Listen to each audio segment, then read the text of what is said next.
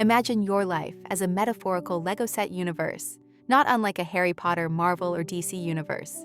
As your consciousness enters into a Lego piece that is yours to operate and roam in, you are unaware of the country, state, suburban, or rural area you are placed. The state and condition of your family, language, religion, political, and social world you are thrust into is beyond your control. Imagine the difference that starting point makes in the construction of your unique world. Whether it's China, India, Russia, Europe, Africa, Australia, Mexico, United States, Canada, or any other geographical location. As you try to make sense of your world, the energy you see forms patterns in your brain. Language and culture start to emerge, and more importantly, the feeling you experience of love and belonging or one of isolation, fear, and chaos. As you start to describe your world and how it's constructed back to those teaching you the way it is, you find that if you describe it the way they see it, you become a member. If your energy and the point you assemble the world from doesn't match those in this community and you describe it differently, you might find yourself to be the black sheep of the family. You might learn to hide the fact you see the world very differently to avoid conflict, or you might create conflict with the way others see the world every opportunity you get.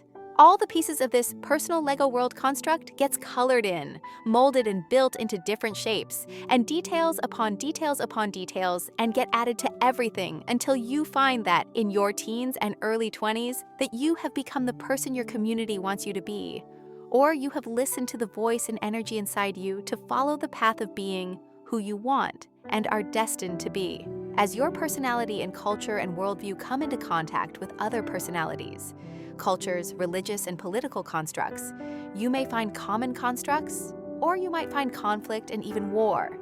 You might even choose to convert from one construct to another, whether it be a religious, political, cultural, gender, or social norm. In the end, they are all constructs built from the assemblage point of place, time, and situational abundance, scarcity, survival challenges or struggles on how things will be organized, described, and shared or divided up. All of the constructs and worlds we build are equally valid.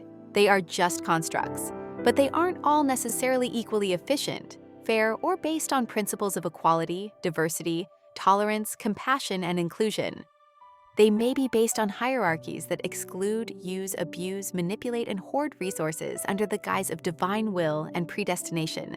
As you come to understand your assemblage point and the assemblage point of others that are the starting point for all the worlds within worlds that we perceive and build and destroy, consider always reducing everything back to the intent that the world you are in, looking at, or considering moving in and through, springs and births from. And remember, if you don't like the construct of the person you are or the world you are in, you can always work toward being the person you want to be and creating the world you want to live in. Assemble, deconstruct, reassemble. Your life, your energy, your choice.